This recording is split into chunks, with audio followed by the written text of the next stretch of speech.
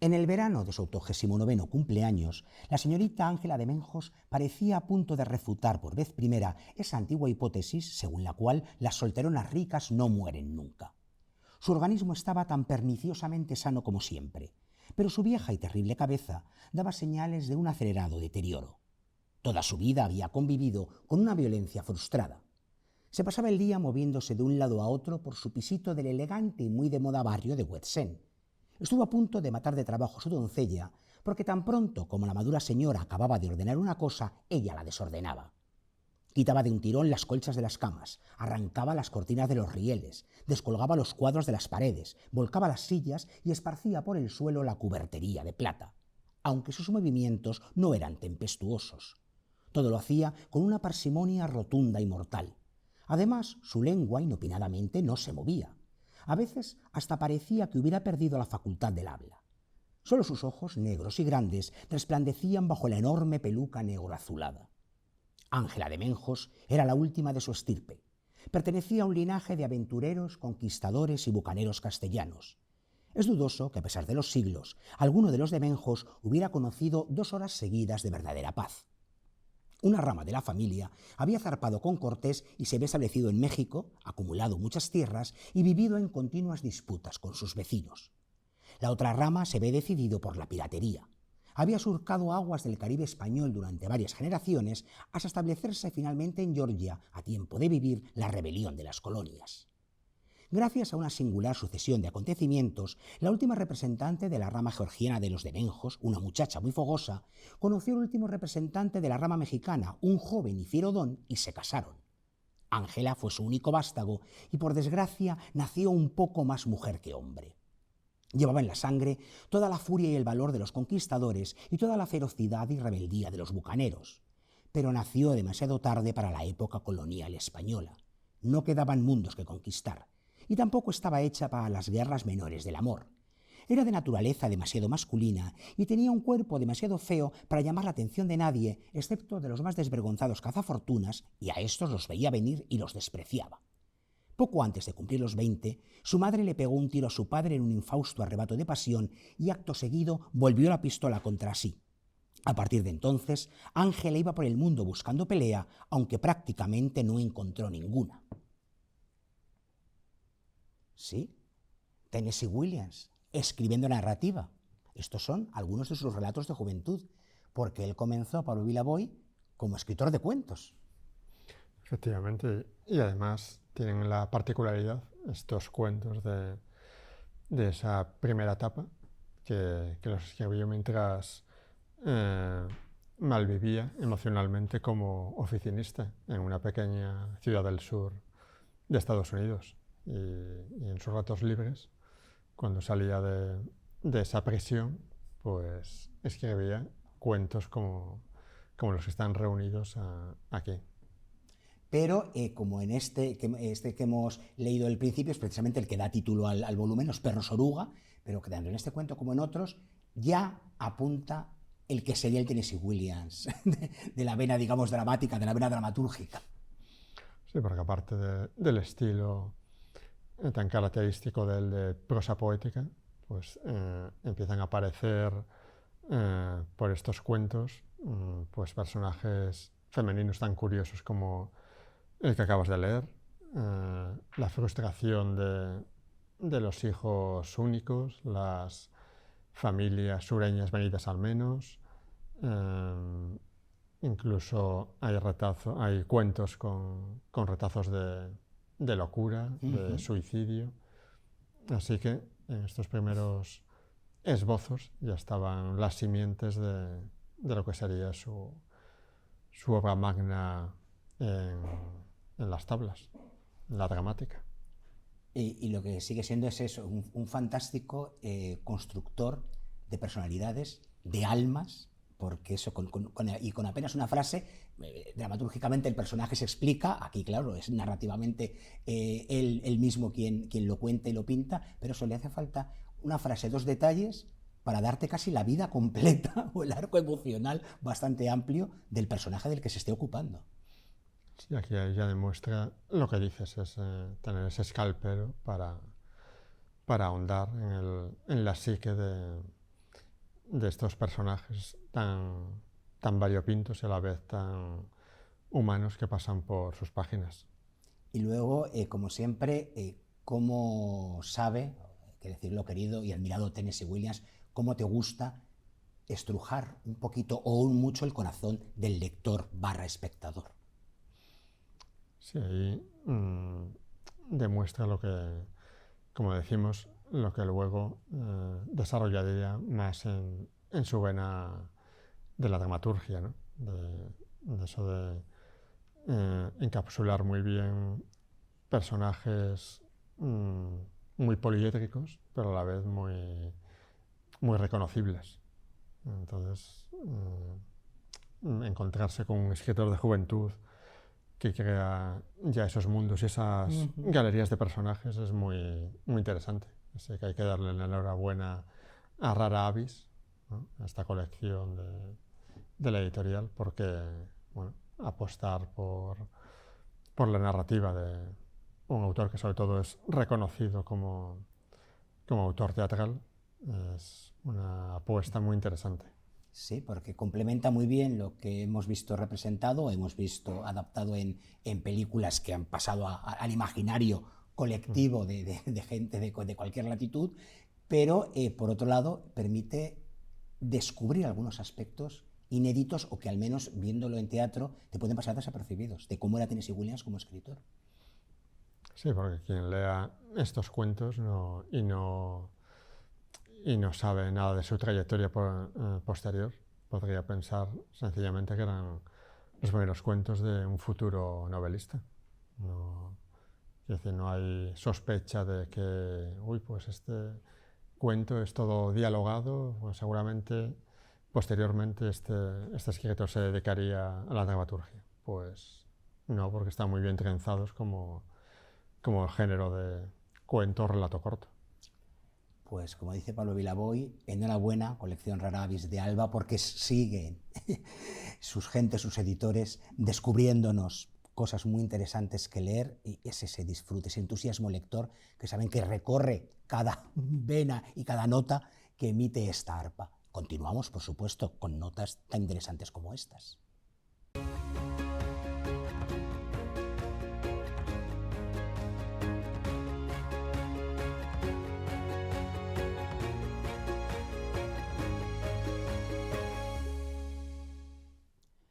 Pues ahora vamos a hablar de algo que, al igual que ocurría con Tennessee Williams, podría haber sido teatro.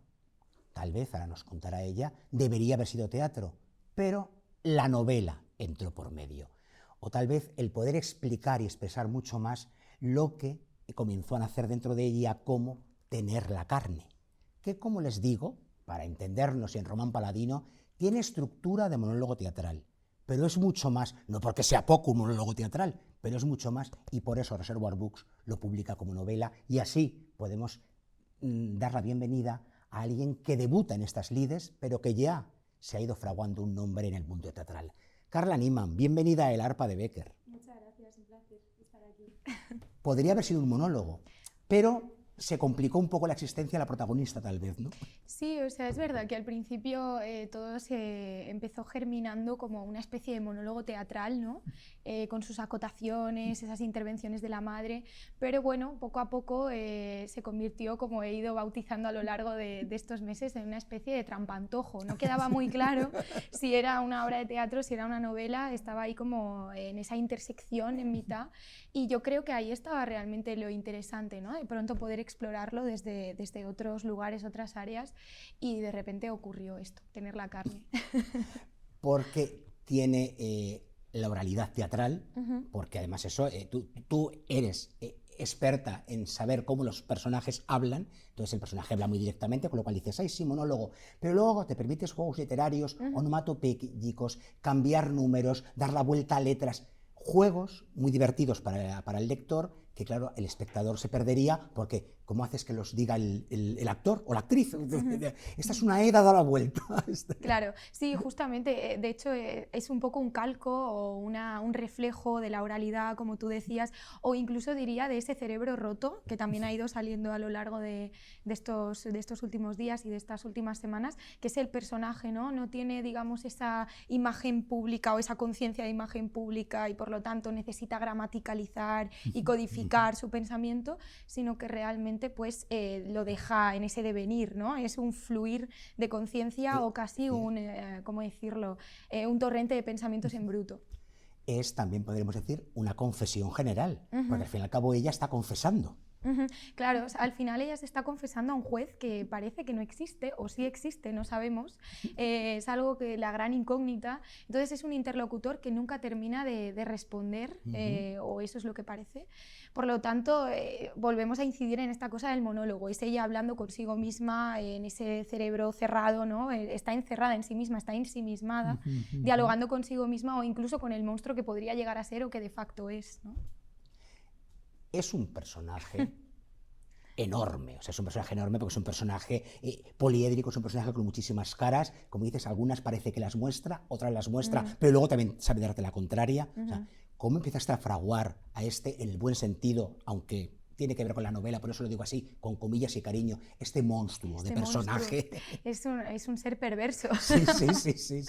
Pues yo creo que empezó por una inquietud que nace de esta necesidad de explorar un poco las relaciones maternofiliales en literatura, sobre todo, ¿no? Y también cómo se han ido edificando las relaciones de poder entre hombres y mujeres, ¿no? En esas relaciones erótico-afectivas. Era algo que siempre he perseguido en la literatura, menciono a Annie Ernaux, por ejemplo, a Arianna Harwich, que es como el referente clarísimo para esta novela.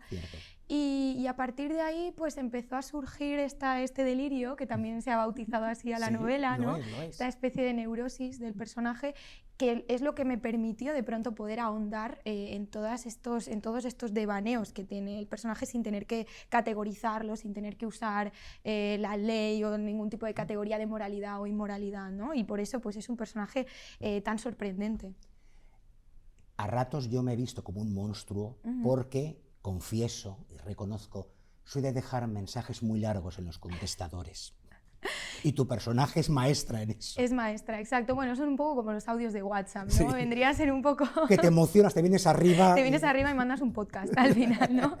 Pues sí, claro, lo que le ocurre a ella es que tiene que confesar un crimen, pero ella está totalmente de acuerdo en que ese crimen es correcto, es justo y lógico, ¿no?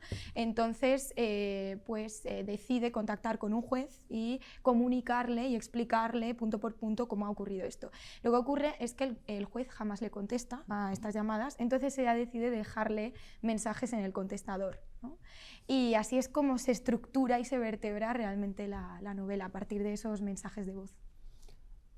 La novela, el otro día, viéndomela por casa, alguien me preguntaba, he oído hablar de esta novela, ¿qué te parece? Y le dije, brutal, en todos los sentidos, brutal.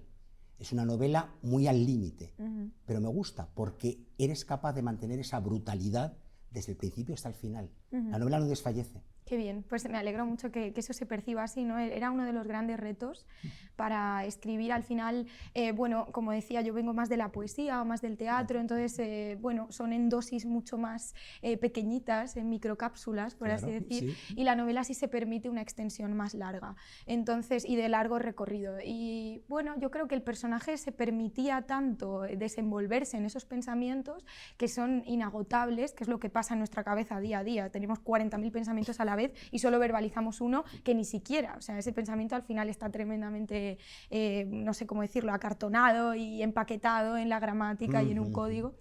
Entonces, pues eso es lo que dio paso a que pudiera ocurrir tal vez esa tensión de la que hablas que no termina de desfallecer, ¿no? Porque es un cerebro que se permite decir cualquier brutalidad, como tú decías. Fíjate, una brutalidad en concreto. Mi única patología es mi madre. Y como has dicho, ese es el meollo. Claro. Esa es la cuestión, ¿verdad? Sí, la madre es un personaje fundamental porque hay casi una confusión entre la madre y la hija, ¿no?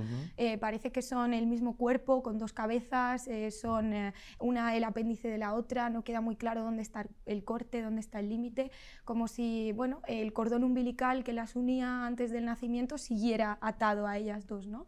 Y esto es lo que provoca precisamente, yo diría, esa sensación, esa relación tan hostil entre las dos, porque ya esa fusión simbólicamente física implica que hay una fusión en la culpa, hay una fusión en los duelos, es un duelo compartido el que están viviendo, ¿no? Que se está todo el tiempo barajando entre los dos cuerpos, que es uno mismo.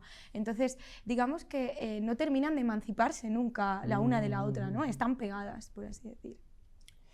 Es una novela, vuelvo a decir, que un servidor ha calificado de brutal y mucha gente más, quiero decir, pero que me preguntaron y fue el primer adjetivo que me salió, pero como digo, es brutal en el sentido además en el que tú a las cosas las llamas por su nombre, no ahorras nada, no escatimas nada, pero por otro lado tienes una maravillosa contención, tal vez esto venga de la poesía.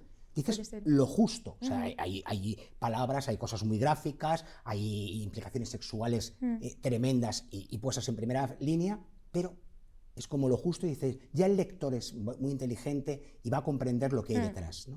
Claro, yo creo que también es parte del personaje, ¿no? Ella quiere llegar al hueso, es decir, todo aquello que no ha podido verbalizar o todo aquello que de alguna manera se ha sancionado, que no se puede pensar o que se ha incluso amputado, que de ahí también los celos, ¿no? Ahora mismo estamos en un momento en el que hay casi una necesidad de amputar estas pulsiones humanas, pero que están constantemente en nuestro cerebro y son humanas. Claro, están ahí. Forman parte de la condición humana, ¿no? De alguna manera.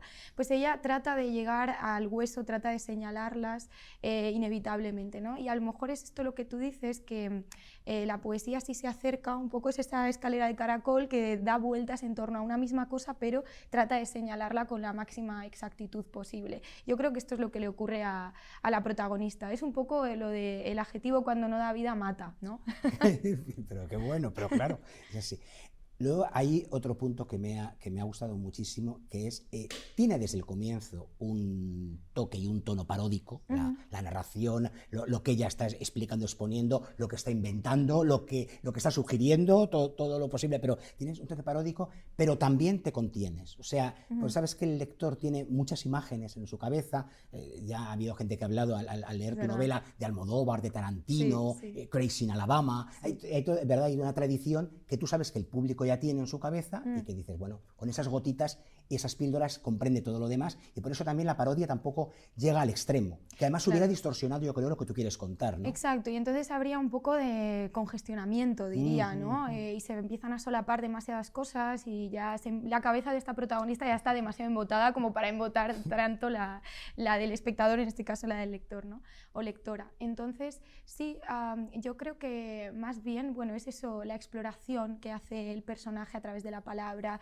Creo que lo interesante era trabajarlo a través del humor y, como tú decías, del extrañamiento, porque eso es lo que permite sugerir más que explicitarlo demasiado. Ya sabemos todos de lo que estamos hablando, ¿no? Entonces no hace falta tal vez redundar demasiado en la palabra o en lugares comunes o en clichés, cuando a veces una palabra es tremendamente afilada y puede llegar de una manera mucho más acuciante. Me encanta que digas esto del extrañamiento, porque también leyéndote me he acordado de Juan José Millás, que yo creo es uno de los maestros del extrañamiento, en lo que dices, en que hay cosas que nos extrañan porque de repente nos paramos a pensarlas o a mirarlas. Pero hay mucho que, le pasa a la protagonista, hay cosas que se han dado por hechas, por sabidas, y ahí están. El momento en que las reflexionas es cuando dices, qué extraño. Claro, y fíjate que es curioso porque el extrañamiento suele ocurrir con cosas que realmente existen en nuestro día a día, en lo habitual, ¿no? Y esto era uno de los ejercicios que trabajé en la novela, poder hablar de algo que forma parte de nuestra cotidianidad, que damos por hecho, pero a la hora de extrañarlo, de convertirlo en algo distinto desde el extrañamiento, colocas la luz y una mirada un poco oblicua sobre el asunto en cuestión, ¿no? Y esto también tiene mucho de desnaturalizar el cuerpo, por eso también la escatología, por eso el volver constantemente a algo que llevamos con nosotros todo el rato, que son estos líquidos y estas secreciones y estos cuerpos que transportamos desde que nos despertamos hasta que nos acostamos, ¿no? Entonces sí es un ejercicio de diría, de extrañamiento y de desnaturalizar para mirar con ojos nuevos algo que forma parte de nuestra cotidianidad y de nuestro día a día. Que está ahí, lo que pasa es verdad que lo consideramos tan cotidiano y tan rutinario Exacto. que no le prestamos atención. Y de repente es como que desaparece, es como un borrón. Entonces yo quería volver al origen, ¿no? Vamos a verlo otra vez, pero nuevamente, como un niño cuando ve por primera vez, lo que sea, una silla o una mesa. Y es que, Carla, lo importante, lo dice también la protagonista, es saber administrar bien la culpa.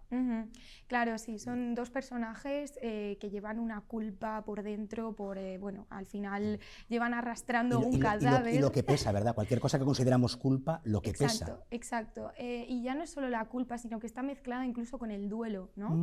Porque al final el cadáver no deja de ser el hueco, el fantasma o el hueco, como decía, de aquella persona que ya no está. O sea, es el hueco que deja la persona que ha desaparecido, que ha huido. Entonces ellas intentan detener la huida de esta persona, que puede ser el padre o puede ser el novio, Bruno, ¿no? Ahí hay una observación en espejo. También, ¿no? efectivamente. Entonces, ellas intentan detener esa huida a través del cadáver, ¿no? Si te cargas sus funciones primarias, sus funciones vitales, pues ya es inevitable que se mantenga contigo. Pero es paradójico porque esa persona sigue contigo, está contigo porque te has cargado su fluir normal y habitual, pero ya no es más que un residuo o una rémora de lo que era realmente Bruno, lo que era realmente esa persona que ha huido, ¿no? Entonces, bueno, es muy doloroso, hay algo de culpa, hay algo de duelo, como decíamos, y ellas pues son unas supervivientes, intentan esto pues acarrearlo y arrastrarlo y empujarlo con una silla de ruedas como pueden. Yo no sé si esto que te voy a preguntar ahora tendrá también que ver con el extrañamiento que decías o en qué sentido utilizas la frase, pero es de las que tenía anotadas y me ha hecho pensar en ello, lo de muchos bajan la guardia y se quedan solo en promesa. Y yo creo que es eso, si no nos extrañamos día a día de lo que hacemos, es bajar la guardia, ¿no? Es relajarnos demasiado. Podría ser, sí. Claro, evidentemente hay un relajamiento en la cotidianidad a la hora de, bueno, esto pasa en las relaciones, sin más, ¿no? El estar viendo siempre a una misma persona hace que tú bajes la guardia y no quieras convertirlo en un hecho sorpresivo día tras día, ¿no? Entonces, bueno, yo creo que la idea es intentar generar ese extrañamiento todos los días de alguna manera, al menos todos los meses o una vez al año. Esa es la píldora como objetivo que deberíamos tomarnos para que resulte de alguna manera excitante y estimulante el día a día y que no se convierta en, pues eso, en algo que se da por hecho. Tu carrera en las tablas es imparable, aún sigue el público aplaudiendo y lo que queda ese estupendo montaje llamado La profesora, pero ahora la novela ya se ha presentado como una realidad. ¿Piensas ir combinando ambas facetas también cuando la historia requiera expresión sobre las tablas o en negro sobre blanco? ¿Cómo va a ser un poco el futuro más inmediato como escritora, como creadora de Carla Niemann? Pues sí, la verdad que esto es una pregunta que me han hecho últimamente y a mí me encantaría poder poner sobre la escena la novela, ¿no? Que en un inicio era una obra de teatro, entonces es como volver al origen otra vez, claro, siguiendo un poco la naturaleza de la novela, ¿no? La propia historia al final. Exacto, te lleva al punto de origen. Exacto. Sí, sería estupendo. Creo que va a tener sus complicaciones. Esto, al final es un monólogo, pero tiene muchos personajes que están intercalados dentro de su devenir y de ese torrente de pensamientos. Pero sí sería, vamos, estupendo. Yo al final trabajo tanto el teatro como la novela y la poesía porque creo que están interrelacionadas entre sí, ¿no? Eres creadora y además eres creativa, con lo cual lo que surja y lo que sea será bienvenido por los lectores, espectadores y demás. Gracias, Carla, por atreverte a dar el paso a la novela y por hacerlo con una novela tan brillante y tan valiente. Muchas gracias a ti, ha sido un placer. Y este puñetazo de realidad que nos da y que nos hace... Este machetazo. Pues sí, también, es verdad, cada cosa hay que llamarla como corresponde, que lo aprendemos también en tu novela. Eso es. Pues ya ven ustedes, es una recomendación estupenda. Es brutal, pues claro que es brutal, pero no le tengan miedo, si en el fondo brutales somos todos, a poco que rasquemos o a poco que deberíamos rascar. Y nos marchamos hacia el ángulo oscuro del salón, donde ya está el arpa esperándonos, pero ya verán ustedes cuando llegue la novela de Carla, el arpa se pone a sonar inmediatamente, con lo cual volveremos muy pronto, se lo prometo.